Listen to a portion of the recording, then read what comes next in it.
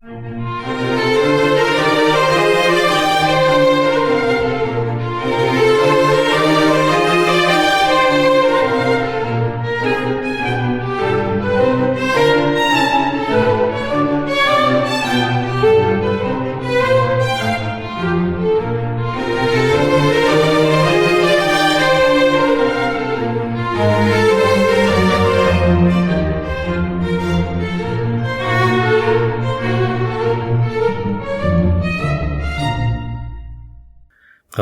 and welcome to episode 44 of A Grand Tour with my great-great-granddad.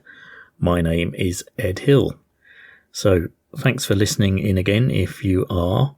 Very good of you to spend your time listening to my wafflings on about my great-great-grandfather's journals. And I hope you're enjoying what you're listening to. And if you're binge listening, I hope it's something that's not wasting valuable time. We can all get tempted into just listening to stuff for ages and ages. If anyone hasn't heard this podcast before, it's basically, I suppose you'd say, a history podcast, sort of, based on the journals of my great-great-grandfather, William Mowbray Scott, written right back in the 1840s. And just to say, these accounts of his have never been published anywhere or been seen anywhere before, so it's the first time anyone will have heard his writings about his journals around the world, basically as an early steam power engineer in Europe and in Mexico. So in episode 43, William had got to Cuba, basically, and had begun to make a few observations about being in Havana Harbour. In this next episode, basically he gets delayed for a little while in Cuba, mainly, as you'll hear at the beginning of the episode, because another ship needs to take priority. He says, because it's carrying important messages back to London regarding the Mexican-UK relationship. Now, he says somewhere that Mexico and Britain have got into a disagreement, but he doesn't say any more details than that. And I have looked into a little bit of research, but I can't find anything specific to what he might be referring to. Just simply to say that this time William is part of a lot of British companies and industrialists, I suppose you would say, who were involved in trade and developing trade for British companies in Mexico. So this was a bit of a trend. Once Mexico had gained its independence from Spain, many other European countries saw it as an opportunity to basically make money, primarily because it was rich in mineral resources like silver and gold, particularly silver. So as I say, William, in this episode, he mainly spends it talking about his observations walking around Havana, basically. And I hope you'll find it an interesting episode. There's one or two things that I found to discuss and talk about, not all completely Cuban related, but that's often how this podcast goes. William will mention something that piques my interest. I do a bit of research into it and try and explain it as best I can, and not always very coherently to you listening. Now, I'll just say the usual thing I do at the beginning of this podcast, that if you do want to message me directly and make comments about the podcast, you can do by various social media channels. Probably the best ones are Blue Sky, and the account for that is at scotsgrandtour.bsky.social. Ed Hill is the name there. Hopefully you'll find it if you put those in. There's Twitter as well, and that's called Scott of the Historic, and that's at 3G Grand Tour. That's the number 3G Grand Tour, all lowercase. And there's a Facebook page as well, which is at Grand Tour with my great-great-granddad. So hopefully that will come up. I think I'm actually a bit of an episode behind posting up on there. But anyway, do by all means message me if you've got something you want to say about something that I've said, or if I've made an error in my description of things. I'm not a professional historian, so I would say I'm doing light research and then trying to come up with a coherent story from what I'm gathering from online. So if I've taken shortcuts or I mean, sometimes I have to do that just to paraphrase things. Otherwise, it can go into far too much detail about various things. And sometimes these things are too complicated for me to explain or get my head around myself, to be honest. But hopefully in this episode, the things that I've chosen to speak about, you will enjoy. So we're ready to start this episode 44. And as I say, at this point, William is in Havana Harbour, waiting to set off eventually to continue on to Mexico. But he has a few days here, which gives him a chance to have a look around the city. I hope you enjoy it.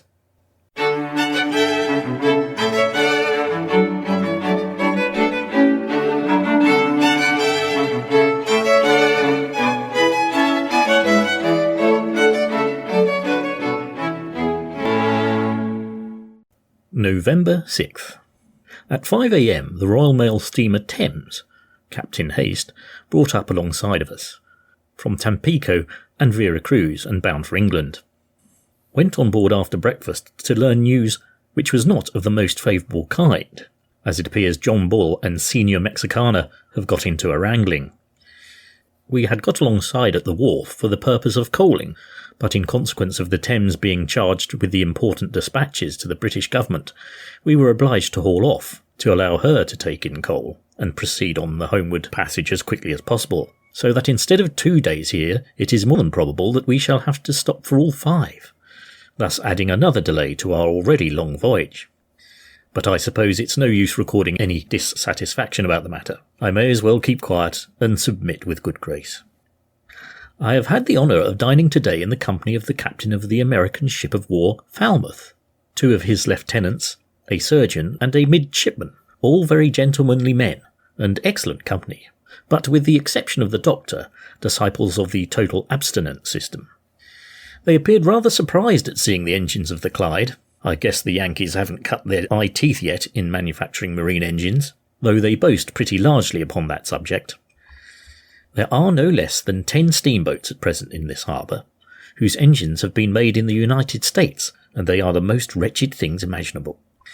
The Alabama that runs from Havana to New Orleans, the Signet that runs from the Havana to Matanzas, and the others are smaller vessels used chiefly as ferry boats, with the exception of the General Tacon and the Christina, who, being new boats, have not commenced running, but are intended to ply between the Havana and some of the smaller ports. The engines of all these boats stand an immense height above the deck, and are the ugliest, rough and lumbering things conceivable. It's interesting, this bit about the observations that William makes about American marine steam engines, because, in fact, they were pioneers of using steam power for propelling boats, because they used it in early examples on their rivers, of course, and paddle steamers going up and down, I suppose, rivers like the Mississippi, etc. But I think to a degree it might be fair to say that perhaps the then British development of the marine steam engine advanced a bit faster and a bit better than the Americans after their initial innovations in this area. Or maybe it's William just being boastful again, which is not unusual.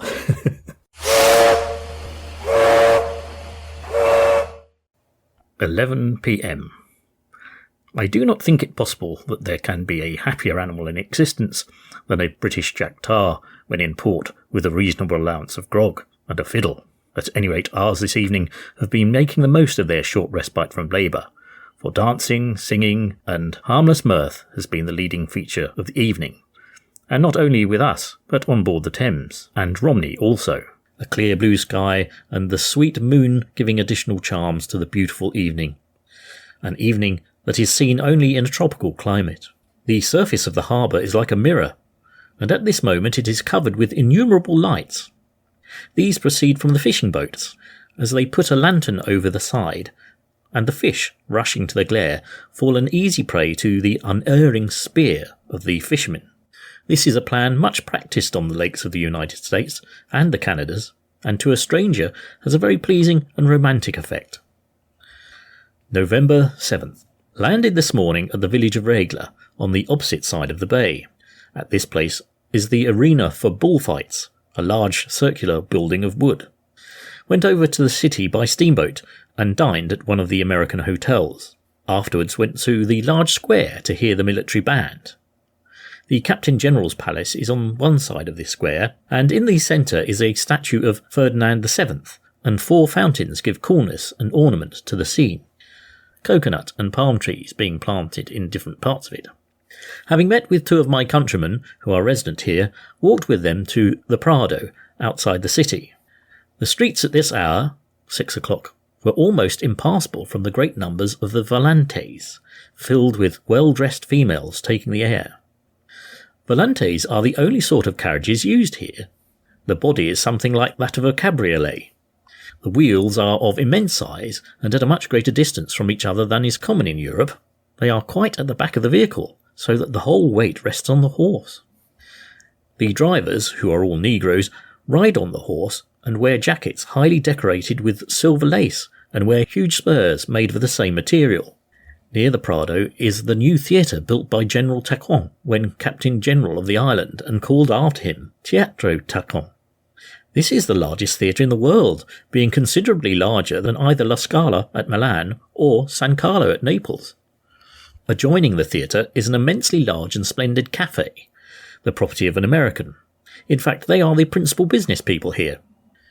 The lower part is fitted up for the purpose of serving refreshments, and in the upper are several billiard tables.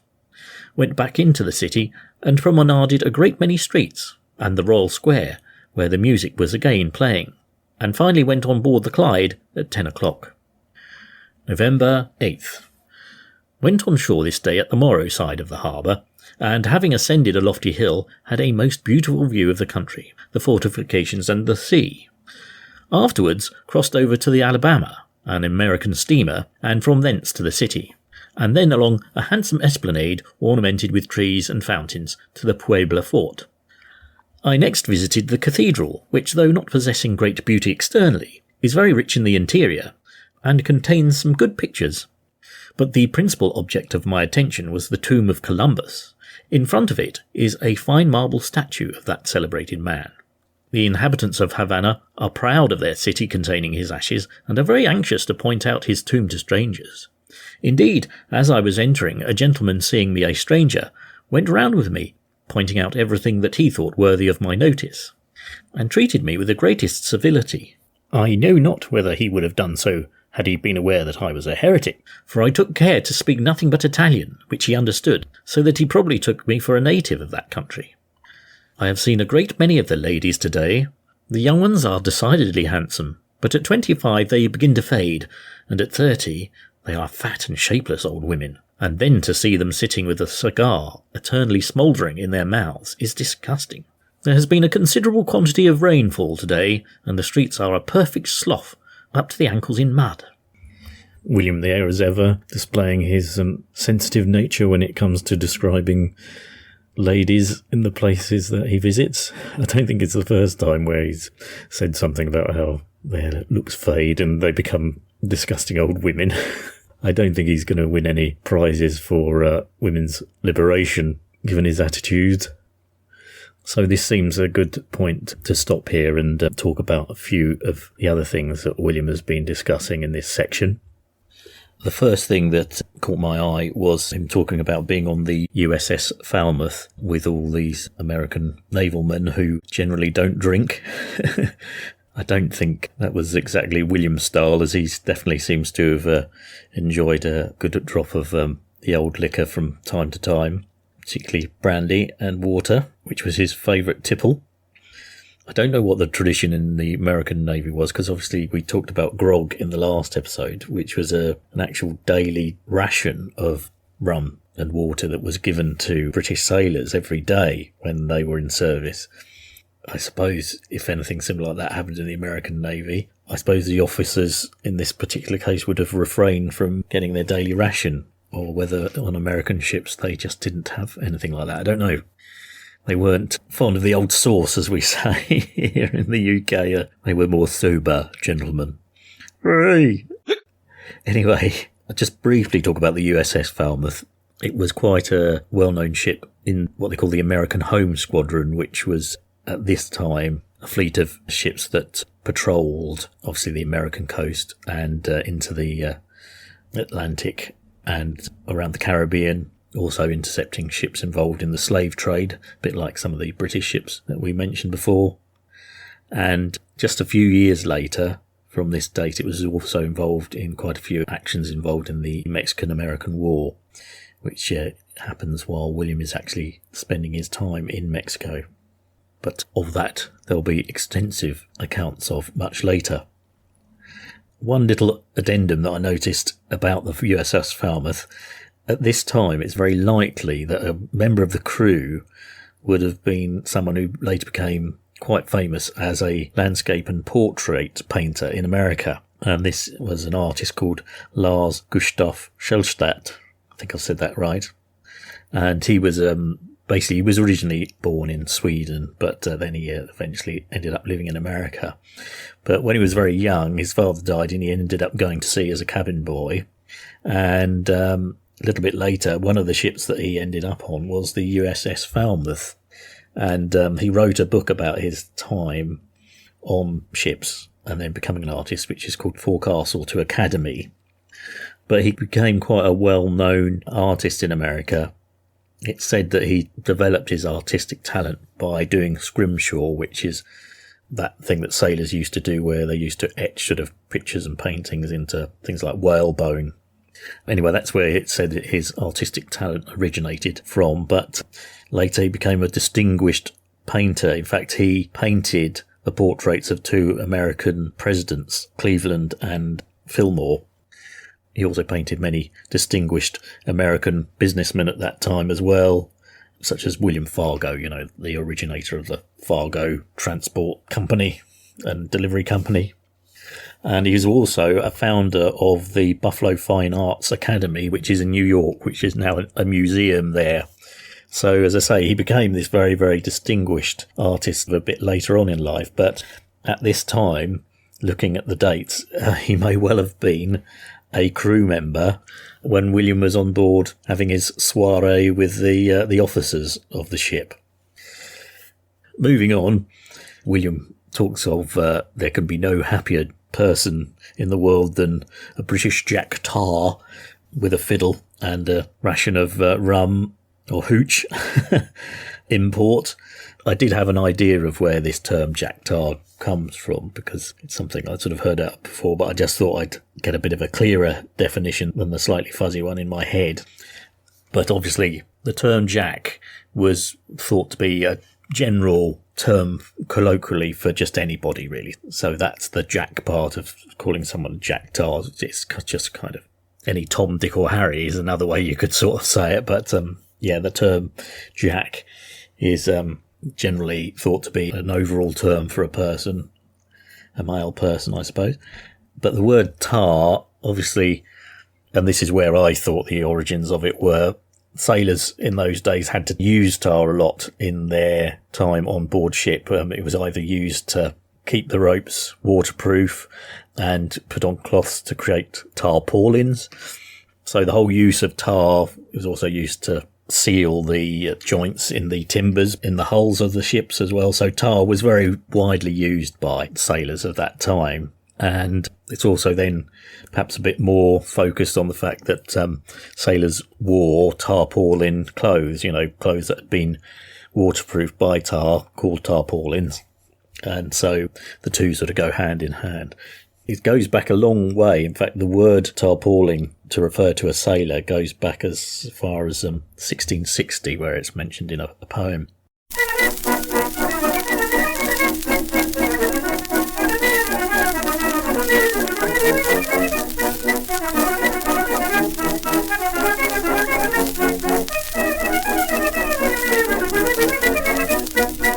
The next thing I thought I'd talk about is this Tacon Theatre in Havana that William mentions and says it's the largest in the world. Well, it was at that time. It had 2,750 seats and it had been built in 1838, so only a few years before William's visiting Havana. And it was built by a Spanish businessman, and he named it after a Governor Tacon who was in charge of Havana at that time. So I think William says it was built by Tacon, but it wasn't. It was built by this Spanish businessman. And now the interesting thing about it is that when you see the pictures of the original building, so it was there from 1838 to about 1915, it's not very inspirational, really. It's quite a plain, square, box-like structure, really. So not terribly exciting to look at. But interestingly, what happened was it did have very, very good acoustics. And later on in 1915, when they decided to build a much grander theatre on the same spot, what they actually did was they kept the auditorium as it was because of its good acoustics. And then they built this much, much grander looking theatre and complex around it. And that is now known as the Gran Teatro de la Havana. And it's actually now home of the Cuban National Ballet, which has got a pretty good reputation, I think. They've trained some very famous international ballet dancers there. But it's a much, much grander facade now. It's a sort of, I think they call it Baroque revival. So this was built around the original Tacon Theatre in 1915. So in a way, the theatre is still there, but it's not the original name. But the inside of it is pretty well the same as it was in William's time. I don't think it has quite as many seats for some reason now, but maybe they decided to lose a top tier of seating or something. I don't think it was particularly well known in its time. Obviously, La Scala and other Italian opera houses were much more well known globally, I suppose, in that time. But it was, as William says, the largest theatre in the world. Moving on, just mention again briefly going back to Havana Cathedral, where William gets shown around by this gentleman and only speaks to him in Italian, so he doesn't suspect he's a heathen or a heretic or a non-believer in the Catholic faith, which is interesting. I do remember reading this before, which demonstrates that William must have picked up pretty good Italian in his time when he was there, if he could converse with this guy in that language. Although maybe, I'm assuming it was a very fluid conversation. Maybe it wasn't. Anyway, as it says, at that time, the remains of Columbus were kept in Havana Cathedral, and they were there from 1796 to 1898. So just before the turn of the 20th century, they were still there, but then they got moved to Seville. But at that time, when William was there, they were indeed in this cathedral. I think he says, it's a rather plain-looking building on the outside. I rather like it, actually. It was made out of blocks of coral. So when you look at it closely, the stonework on the outside, you can sort of see sea creatures and urchins and things like that in the stone or coral that it's made from. Apparently, quite a few buildings like this in Havana are built from the same material. And it reminded me, funnily enough, of when I was involved in building things out of stone. We once did a project where we were using a UK stone called Stoke Ground, and that was actually similar. In it, you could see the quartz crystals, and also from the sedimentary rock, you could see, crustaceans of sea creatures and shells and things like that. So it was a kind of similar thing in appearance. But yeah, I think this cathedral, Havana Cathedral, looks rather nice in its design. It has these big orange clay tiles on it, which look nice as well. So he seems a bit dismissive of its exterior, but I rather like the pictures that I've seen of it. I suppose it's all a matter of taste, isn't it? So there you are. At that time, Havana seems to have been quite a thriving place with its huge theatre and cathedral.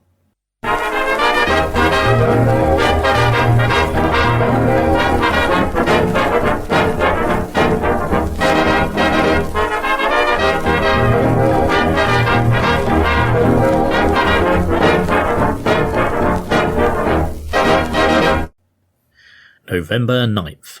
Birthday of the Prince of Wales and the Lord Mayor's Day in London. So all the British ships in the port of Havana hoisted their flags on the occasion. The Thames Royal Mail ship sailed for England at 1 p.m. Went to the city again and traversed the outside of the walls. The suburbs are much finer than the city itself. A great many places being laid out as pleasure grounds and finely planted avenues ornamented with fountains and statues. I noticed one of Queen Isabel II, very well executed in white marble, and the design and sculpture of one of the fountains, I think the finest I have seen. The large and well-proportioned female representing America surrounded with emblems of commerce and agriculture, and smaller figures denoting the rivers of the world, and holding in one hand the principal natural productions peculiar to the banks of each respective river. I next visited the railway station, but such a work as would not be tolerated in Europe for a single day. And carriages fit only for cattle and pigs. In fact, no European would get into them. After this, passed over the village of Regla, and found there an Englishman, master of a large shop for repairing steamboats and machinery.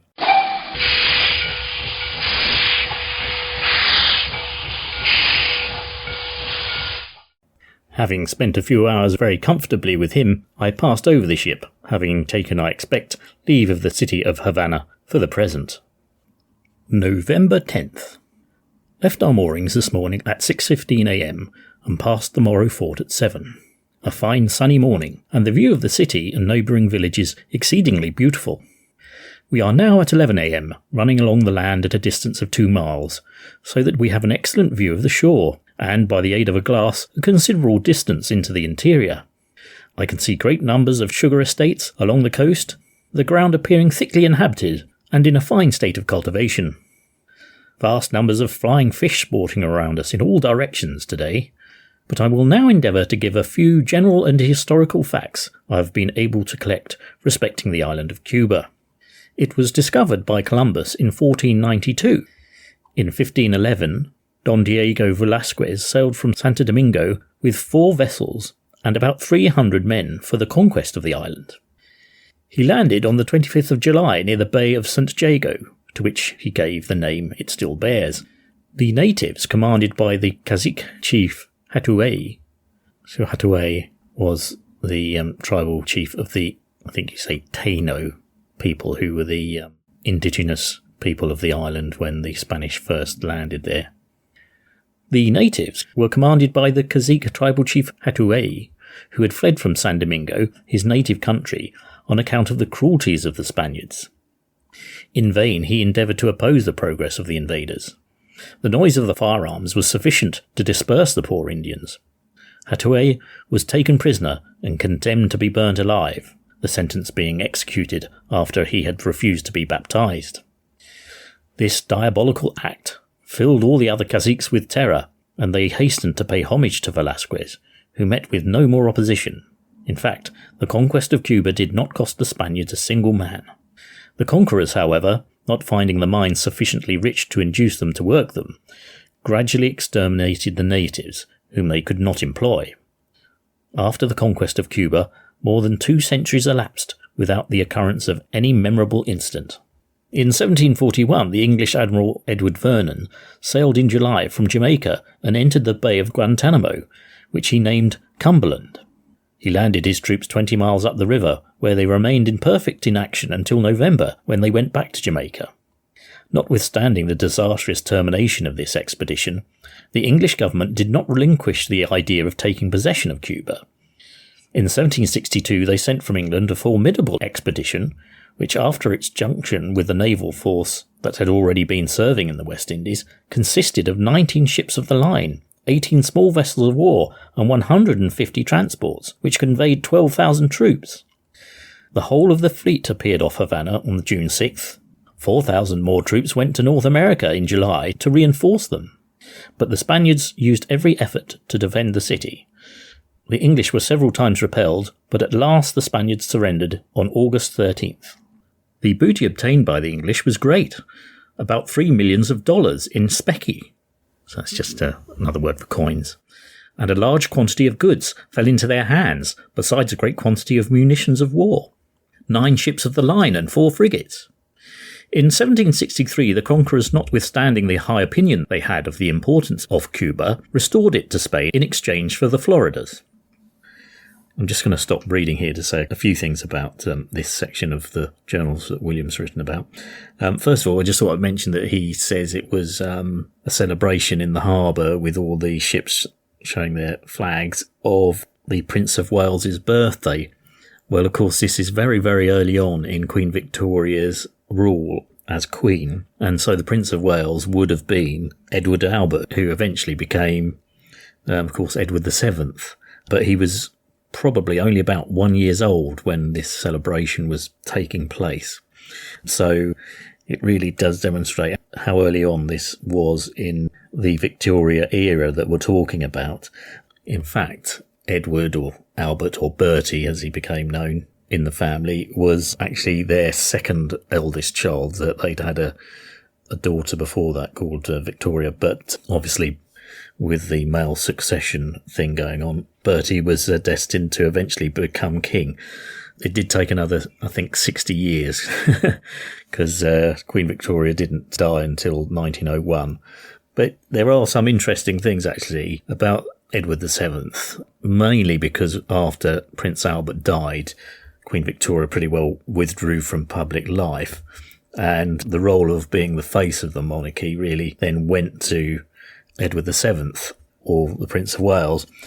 And in a way, he was very much the originator of the royal family that we know today. You know, someone who turned up to events, was a kind of national figure when big national celebrations happened, someone who toured foreign countries a lot and sort of used his charm to create good relationships between Britain and its allies and things like that. So he really was the precursor of what we'd say is the modern day royal family.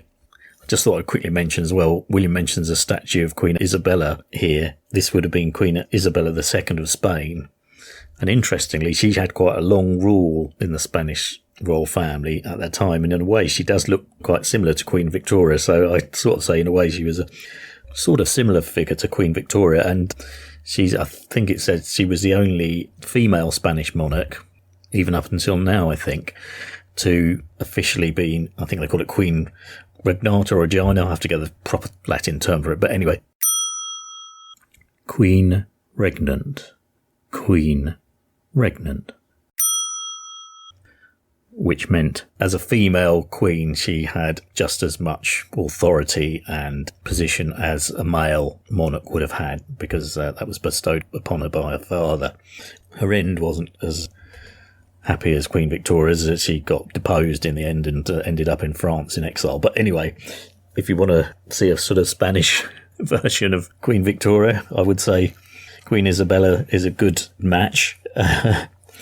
Anyway, then William goes on to talk fairly briefly about the history of Cuba that he says he's managed to collect and ascertain. I just thought I'd mention a couple of things here. He mentions this native chief called Hatuey, and in Cuban history, he's really quite important. He's seen as the first national hero of Cuba. As William says, what had happened was he was with his tribespeople in Hispaniola when the Spanish began to colonise it, and he and about 400 others of his tribesmen or tribespeople all canoed, which is quite a long way, to Cuba to warn them that the Spanish were coming and what they'd expect from the invasion when it happened. And apparently this was generally ignored by the natives at the time, but Hatuey himself then inhabited Cuba, I suppose, with his fellow tribespeople, and he was really a key leader in fighting the Spanish invasion at that time. And he's one of the early cases of the natives of the Caribbean islands trying to coherently attack the Spanish when they tried to invade, and he used guerrilla tactics to defeat them in the various battles and attacks that happened. But unfortunately, as William tells the story, he was eventually captured by the Spanish and basically he was burnt at the stake for his rebellion. But he is to this day considered a Cuban national hero. William says that he wouldn't be baptised. Basically, he refused to be baptised because when the priest told him just before he was about to be burnt at the stake, do you want to go to heaven or hell? He said, are the Spanish are in heaven or are they in hell? And the priest said, well, the Spanish are in heaven. He said, I'd rather go to hell then, if such cruel people are in heaven. So that's Hatuey. And there's some quite, I suppose, romantic stroke graphic artistic works depicting his burning of the stake and his death. Then I just thought I'd very quickly move on to something else that William talks about, and that's the British attempts to invade Cuba and take over Cuba by Admiral Vernon.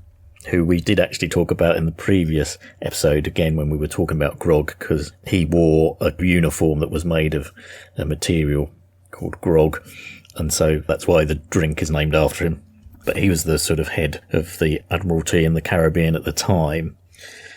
I won't go into too much detail about this, just to say that William, in his very brief summary of it, paints a much more, I would say, patriotic picture of what happened, really, in terms of Britain's attempts to invade and to take over Cuba and defeat Spain. And it all comes down to a thing known as the War of Jenkins' Ear.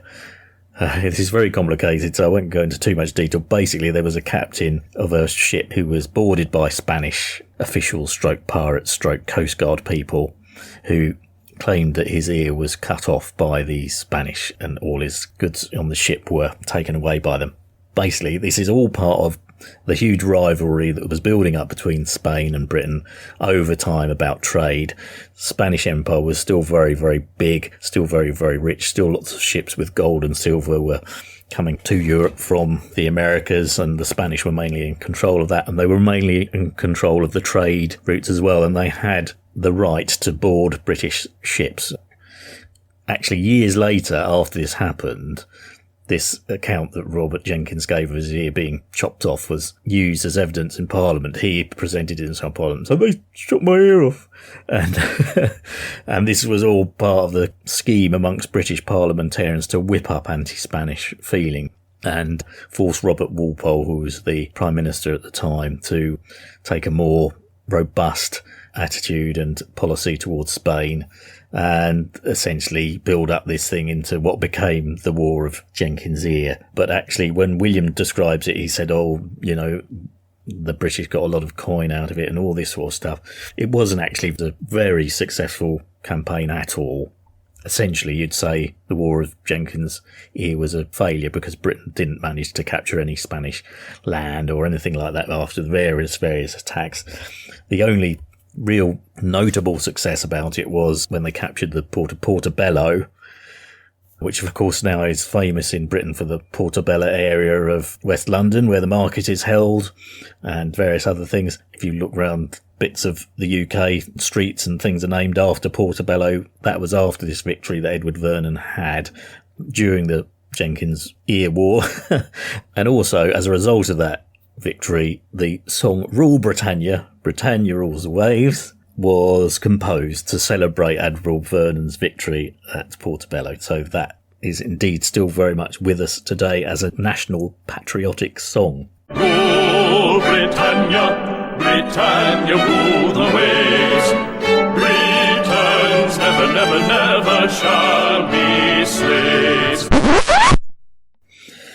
It's actually quite interesting, really, because it's the epitome of sort of demonstrating British greatness and achievement, but really, in the context of the whole war, it was one success in what was really a whole collection of other failures that happened around it.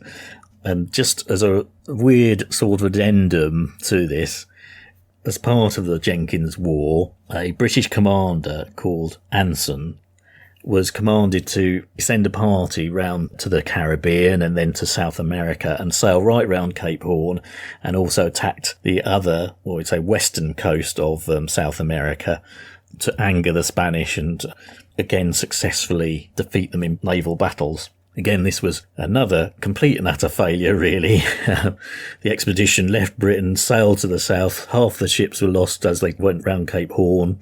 Then the sailors got scurvy, so most of them all died. They then crossed the Pacific. They did actually manage to capture a Spanish galleon which had 1 million gold coins on it. So perhaps this is what William's referring to about how they got a load of coin. Anyway, they captured this ship and there were 1 million gold coins on it, apparently.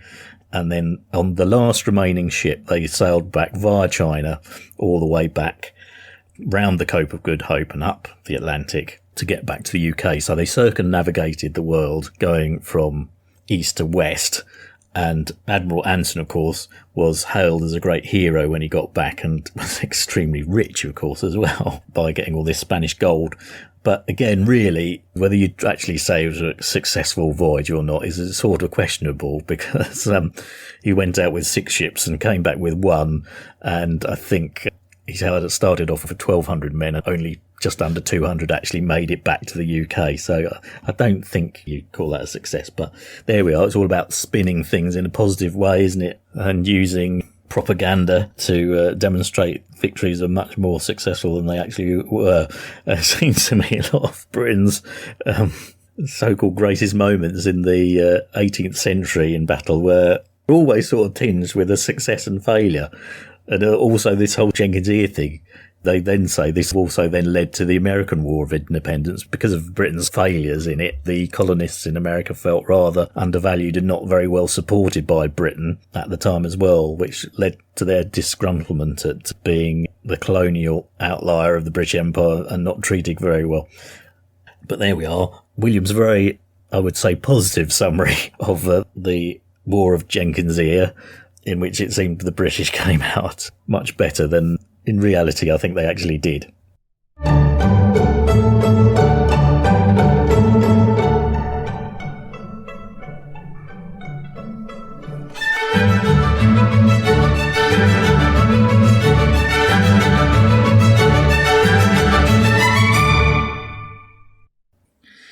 The island of Cuba is 771 miles in length and 126 in breadth. It is situated between the longitude of 73 degrees 56 minutes and 85 degrees west, and between the latitude of 19 degrees 48 minutes and 23 degrees north.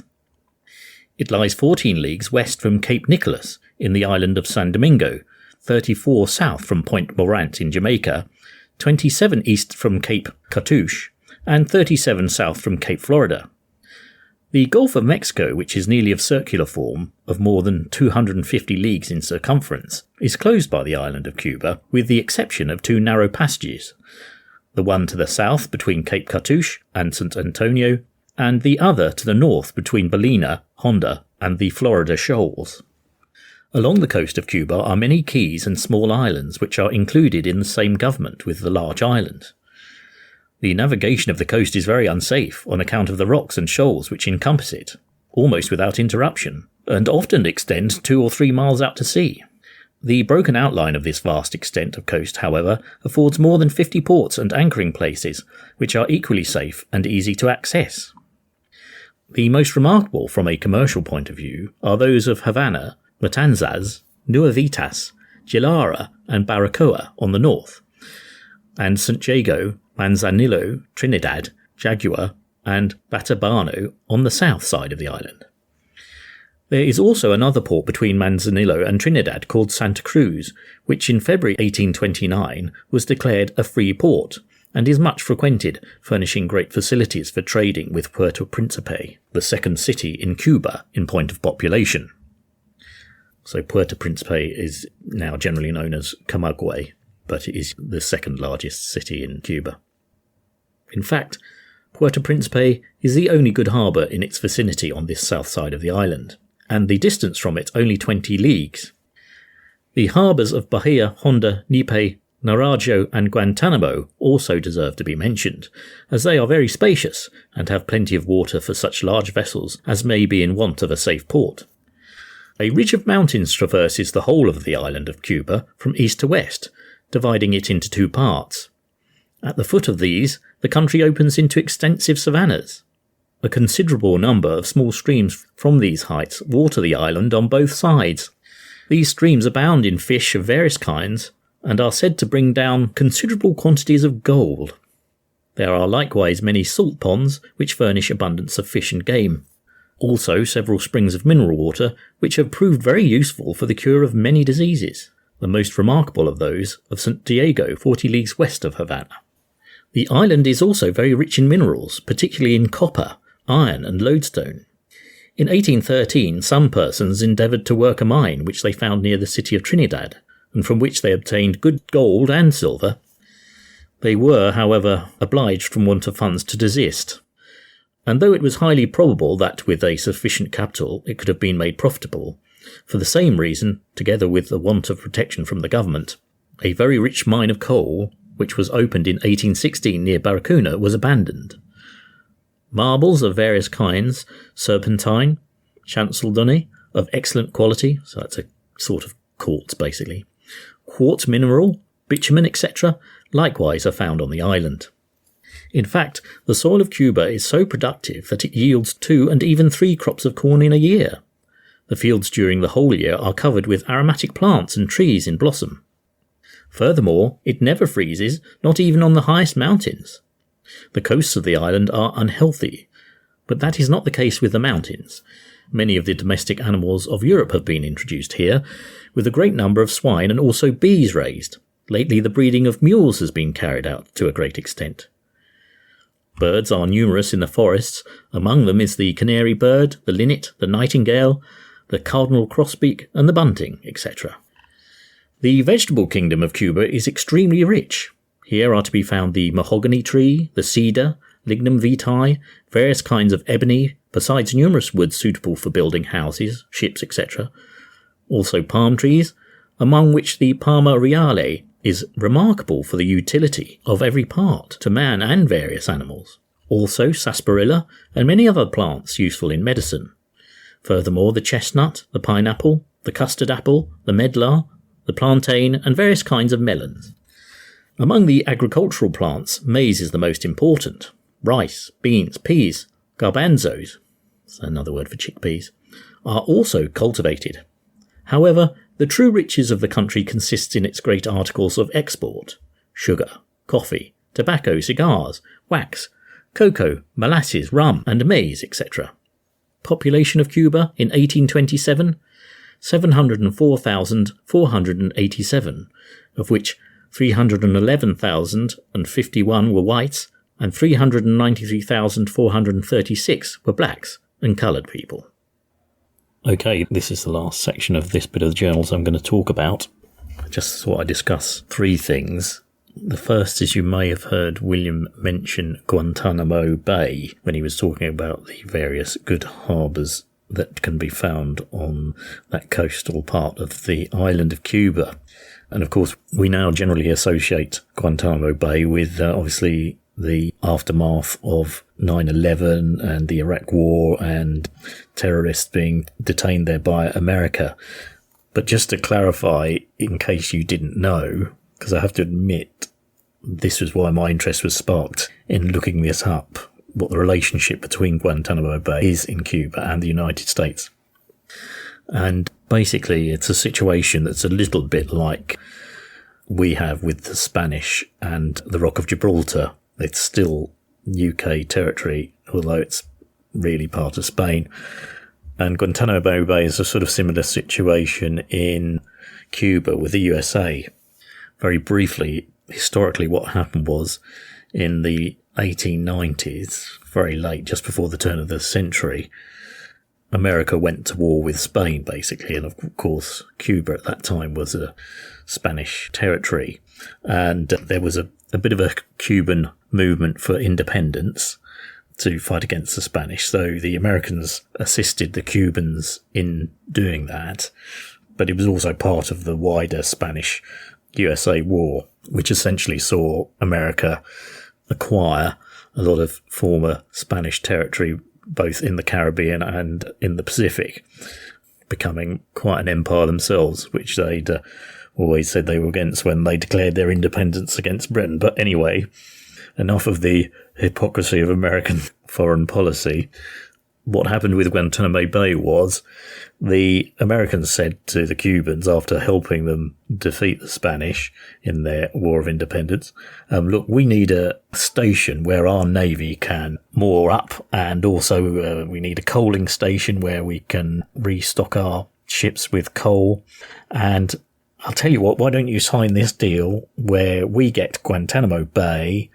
It'll still have Cuban sovereignty, but we'll essentially own it and use it. And the good thing about this lease deal is that it needs both parties to decide to end it.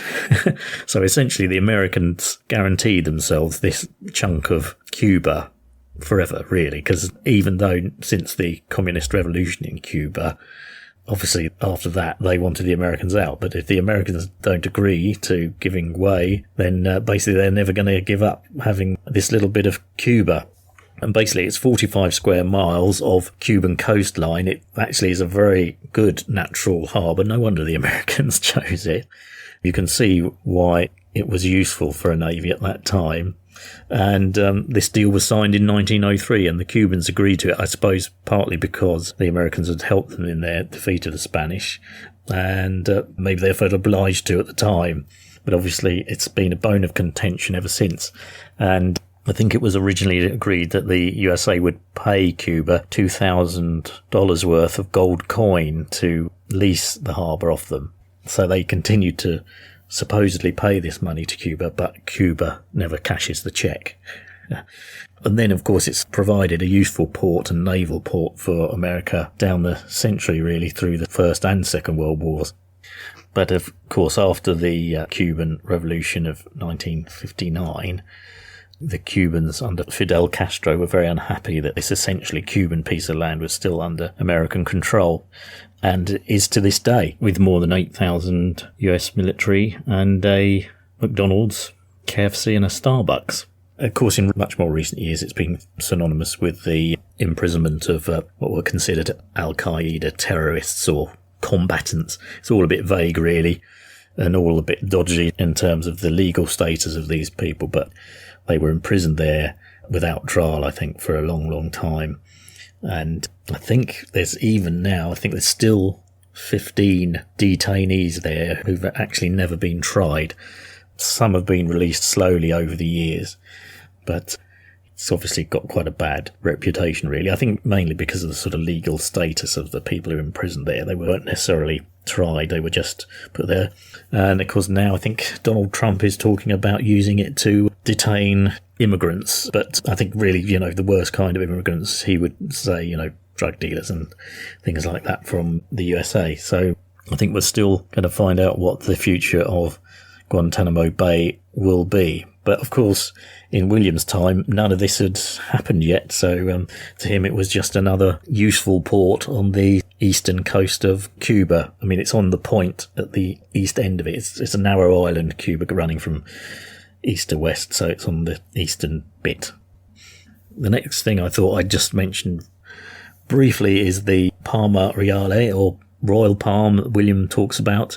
This is the national tree of Cuba. This is for our podcast listeners who enjoy my discussion of trees, this bit, of which I'm sure there will be more later. William says, it's got all these many, many uses. I don't know if you can picture it, but it is a palm tree that has a green bit. So a green bit of stem at the top before you get to the leaves and the coconuts and stuff like that, or the seeds. It's quite distinctive looking. But William says it's a very useful tree in terms of the uses that it's put to. That is indeed true. It's used in construction. It's used for thatching. Its fibres are used as materials in composites. And seeds are used to make oil and feed for animals. And it's also a religiously significant tree for Cuba because it's used in the ceremony around Palm Sunday. So that's the royal palm, or Roystonia regia is the Latin name for it.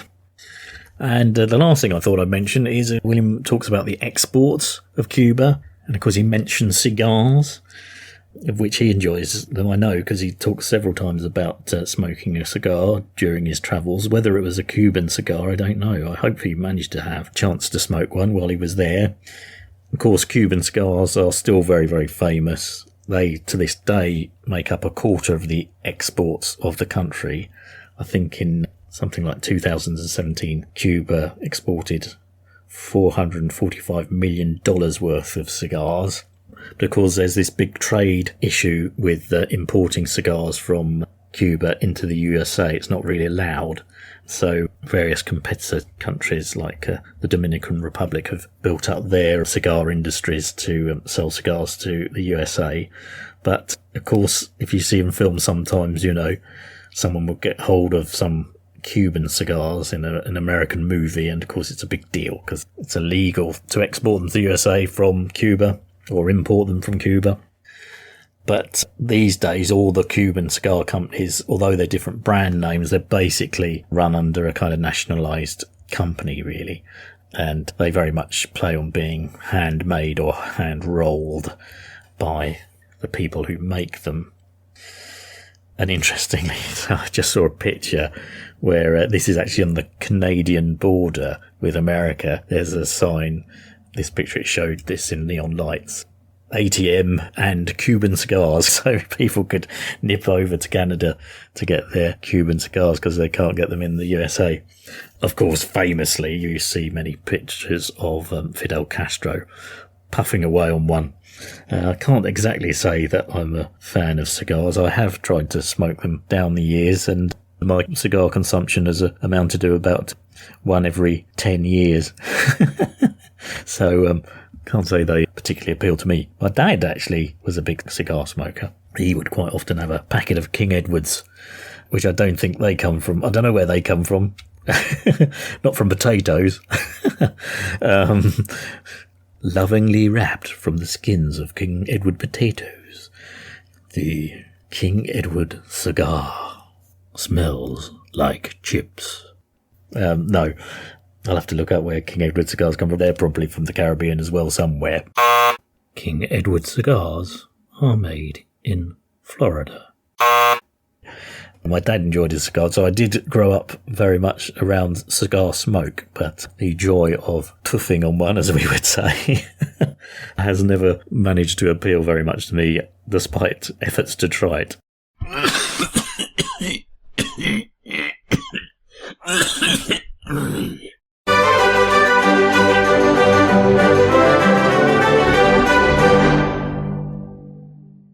So that's the end of episode 44 of A Grand Tour with my great-great-granddad. I hope you enjoyed it, learning about Cuban things such as their cigars, Guantanamo Bay, and Great Britain's rather haphazard and ill-fated attempts to take possession of the island, and the War of Jenkins' Ear. Or ear, I suppose you'd say. Obviously, Cuba is a large island, and, you know, its history, particularly in the latter part of the 20th century, is one where it sort of became a thorn in the side of the United States. And I suppose you could still say that it's that to this day. As I touched on, the USA's imperial ambitions were growing at this time, even though it initially had said it was sort of against empire building. And of course, later on, when William is in Mexico, that time there is very much, again, a time where basically it's expanding its territory even closer to home and actually going to war with Mexico to expand its borders southwards.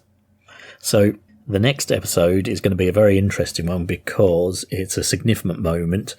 William finishes his voyage across the Atlantic, landing at Veracruz and actually getting to Mexico. So we've spent the last 3 or 4 episodes on his journey across the Atlantic, which I've really enjoyed because I particularly like hearing about these sort of maritime adventures. But the next one will actually see him landing on Mexican soil and then beginning to make his way to the centre of Mexico, to Zacatecas, where he takes up his job in the mint. So that is it for this episode. As I say, if you do want to get in contact with me, there's all those ways I mentioned at the beginning through social media, so do have a look at those, and it'd be great to hear if you've got any thoughts and comments. So that is it. Once again, if you have been, thanks for listening.